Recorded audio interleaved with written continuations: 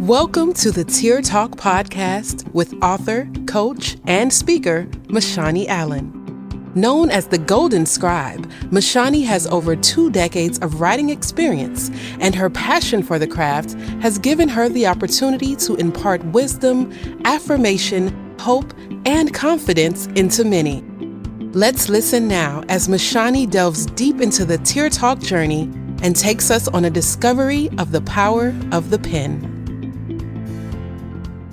Welcome. I am so excited for you to join me on today with the Tear Talk podcast. I pray that you have been blessed with the previous episodes, and I hope that you continue to listen to this one and that you find it to be a joy, a challenge, as well as a moment of reflection. Now, I mentioned before, as I've been doing these podcasts, the topics are going to be unique, and my desire is for people to ponder and to consider and to make slight adjustments in their lives.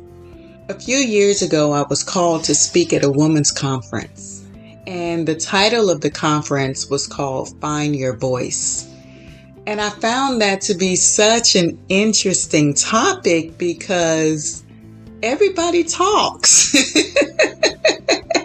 So how are you to find something that you technically use every day? And the more I thought about it, I began to realize finding your voice isn't so much about you talking, but being able to be comfortable and confident in sharing what you think, how you feel, and what you believe. Now, I've been a counselor for many years. I've done personal one-on-one counseling and coaching, and I found in conversations with different clients, different reasons why people won't use their voice. And some of those reasons are found through fear, rejection, opposition, and sadly, not knowing their value or their worth. And I have to say that that last statement many times isn't based on what they have done or what they think. Many times that last statement, knowing their value or their worth, is based on the words or the voice of other people. And what they have said, what they have spoken, and what they have implied. Now, I told y'all that Webster was me and Webster's good friends, so me and Webster gonna help y'all and help us today. Now, the definition of voice is the right to express an opinion or an attitude. The voice is a range of distinctive sounds that one person carries. So let's just pause right there. A lot of times, especially in this society, social media has presented platforms for people to quote unquote express. But just because people are expressing, that doesn't mean it's their voice. Again, today's topic is find your voice.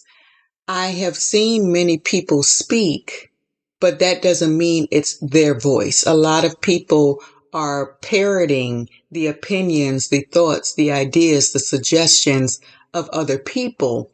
But I'm speaking of us getting to that place of authenticity in our identity to where what we express is our voice and not that of another person.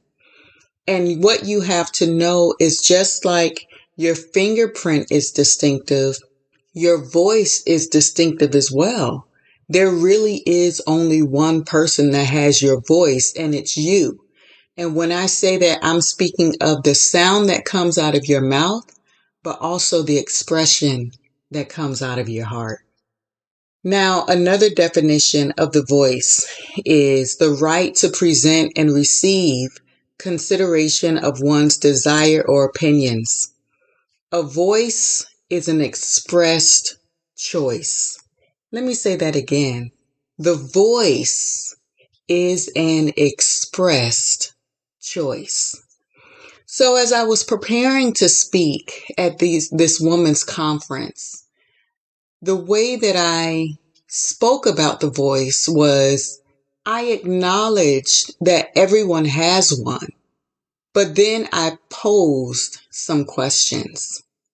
And my questions was this: when it comes to your voice, have you lost this? Has it been stolen? Or have you even discovered this? I'm going to ask those questions again. When it comes to your voice, have you lost this? Has it been stolen? Or have you even discovered this? Have you lost your voice? Have other people's opinions, thoughts, ideas, suggestions, desires, dreams, have they overshadowed, overwhelmed, and hidden your voice? Has it been stolen? Has there been a situation or a circumstance that has happened in your life that caused you to no longer want to speak or share or provide thoughts, ideas, and opinions? Did something happen that caused your voice to be stolen? Or are you one that you haven't discovered your voice yet? You've been looking for it. You've been trying to find its identity, and you're on a journey of discovery. For me personally, my voice was one that was all three of these. It was lost, it was stolen, and I had to discover, and in some seasons I've had to rediscover my personal voice. So I'm going to ask the question with a statement in front. And I really want you, if you're moving around or anything like that, if you just want to take a moment to sit. And if you have a journal with you, begin to write and express yourself. But if not, at least sit and ponder and write the questions down. And then some point within this week, please don't let more than a week go by. But at some point in this week, after listening to this podcast, write down your thoughts about these statements. The voice is an express choice. Have you lost this? Has it been stolen? Or have you even discovered this? The voice is an express will or desire. Have you lost this? Has it been stolen? Or have you even discovered this? The voice is an expressed wish or injunction. Have you lost this? Has it been stolen? Or have you even discovered this? The voice is to give utterance or expression, to declare and proclaim. Have you lost this? Has it been stolen? Or have you even discovered this? As I just read that last statement, I thought about how people, or we have these high school reunions. And sometimes, the person who was the most athletic or the most likely to succeed or the most this or the most that, by the time we get to our reunion, that person may not reflect what they were 10 and 20 years ago. And for some of you, when I've made those statements, you were able to see where you had your voice in some seasons, but now you're realizing that that same fire, that same zeal, that same passion that you had to be able to express yourself in seasons past, it's not the same now. And my admonishment for you is to find out why. Sometimes we want to say stuff like it is what it is, but many times we need to find out why it is. what it is. And sometimes we need to adjust that. Now, I believe that your voice is a weapon. And for me, I found my voice through my pen. And that's why I say my pen is my superpower. And believe it or not, that is a t-shirt that I created. My pen is my superpower because for me, my pen gave me the platform and the opportunity to fully express myself without hesitation, without condemnation, and without judgment. And I know that my passion for journaling and writing is an anomaly. It's not normal. I'm a unicorn when it comes to that. This is not something that everybody wants to do. And I'm not trying to force journaling on anyone. But what I do want to do is share with you that you should take the journey to discover different ways for you to not only find your voice, but then be able to express your voice. Now, for me, I found that through journaling that my ink was sometimes my tears.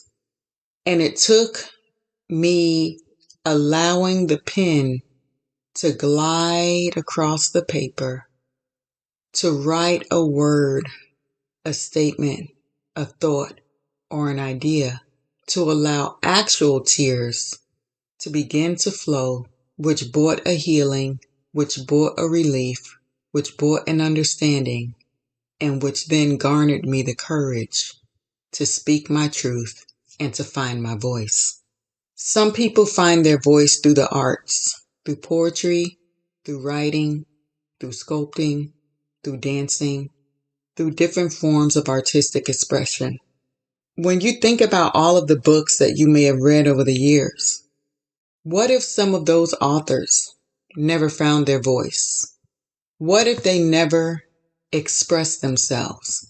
And I know for me, some books, oh my Lord, I'm so thankful because those books brought healing to me. They brought clarity to me. They brought understanding to me. They brought definition to me. And I say this because sometimes we can feel as though our voice is insignificant. But when we find our voice, it's not just for us. Finding our voice is for others. The authors that I just spoke of, or books that I just spoke of, if those authors had not found their voice, some of us would have never found ours. And even though we don't know many of the books, authors that we've read, them finding their voice has had an impact on you. It's had an impact on me in finding our voice. And I know for me, some books really helped me to find my voice. And sometimes we can feel as though when we live on this earth, that what we do is for us and us alone. But in actuality, everything we do is connected to someone and something else. Everything we do impacts someone and someone else. The voice, many times, is not recognized as representing a part of your identity when it really is. When many don't have a voice, they also lack self-esteem and identity. And it's interesting to me because for those who know me, they know I don't just hear words, I capture words and I hear beyond the words. I hear beyond what is being said. I hear the heart of a person. I can hear the pain. I can hear the joy. I can hear the grief. I can hear the happiness. I can hear the sadness. I don't just hear words. And I've heard people express something and you can clearly see that that's not their voice and those aren't their words. And my desire is for people to walk in their authenticity. You don't have to be a parrot and you don't have to be a carbon copy. Who you are is enough and who you are is on purpose. and we need you to be you because there is only you, one you, and you need to be the best you that you can be. Now, I understand that some people's voices have been silenced, but I know for me in areas where I was silent, the way that I found my voice was through the Word of God and finding out what God had to say about me and replacing His words with the words that others had spoken or implied concerning me. Now, in the natural, I've lost my voice on several occasions. And when I do not sound like myself. I sound horrible. And I hope that I never have to record a podcast when I don't have my voice. Y'all will press pause, stop, and next in a heartbeat. Because that's how much I don't sound like me. And the interesting thing is I can talk, but the words don't come with the same power, with the same authority, with the same compassion, with the same love, with the same joy. So therefore, we don't want to be those who have our voice and lose our voice. Because when we lose it, it doesn't have the same impact and it doesn't have the same influence. But the beauty is our voices can be restored. In the book of Genesis, the first chapter, we find in verse 31, or the first chapter in 31 verses, we find 9 out of those verses start the same way. And God said. And when I looked up in the Bible dictionary what the word said means, it means to command, to promise, and to intend. I want you to think about that. When God said something, it meant He commanded it, He promised it, and He intended it. This shows the power of a voice. When God spoke, let there be, there was. And we are created in His image and likeness, and the spoken word works the same for us. I want you to meditate on these 3 things. Your voice is a force. Your voice is a miracle worker. And your voice is a gift. A lot of times we have learned to appreciate the voice of a singer, but can we learn to appreciate the voice of a friend, the voice of a mother, the voice of a mentor, and even the voice of a stranger? Can we begin to appreciate the voice print of other people? Can we be those who recognize when someone's voice print has changed, when it has matured, when it has courage, when it is depressed, when it is lonely? We live in a society that is constantly moving and constantly going, but can we take the posture and the position to not just hear people, but to hear beyond the words and recognize when someone's voice is troubled? Can we be those who will be sensitive enough to speak and to respond? Can we be those that can help someone as they try to find their voice or rediscover their voice or even allow their voice to be healed? For me, I didn't just find my voice, but I also had to allow my voice to be healed. And when I say that, I mean I had to change the vocabulary that I would use concerning other people. And I had to change the vocabulary that I would use concerning myself, because my voice was one that spoke from a hurt place, that spoke from a rejected place, that spoke from a wounded place. But in allowing my voice to be healed, I can now speak from a healed place. I can speak from a loving place. and I can speak from a pure, what's the word I want to use? A pure place. And that's what I can hear when I hear other people speak. I can hear if they're broken. I can hear if they're wounded. And I can hear if they're healing. Now, when I spoke at this conference, I ended up writing a poem for all of the women. And generally when I speak, I write it's just a gift that I have. I generally write a poem and I'm able to give it out to all of those who are there. And when I read this poem, I actually did something very unique with it, because the premise of which I did that particular speaking, I had parallels of the movie The Little Mermaid and how Ariel had given away her voice. And as I was reading this poem, I had some of the music from The Little Mermaid playing in the background. And although I don't have that music playing today, some of you get the gist of what that movie represented. So as I read that poem, reflect on the movie and reflect on these words, and I pray that this poem is a blessing to you. You are not the label. You are not the words spoken by others to you directly or overheard. You are not the thoughts or the opinions of men which try to keep you ensnared in bondage and sin. You are not the ideas or the perceptions which others say or think, which comes to isolate you and cause your soul to sink. You are not your mistakes or stuck and confined by your past that try to cover your true identity and voice like a cast.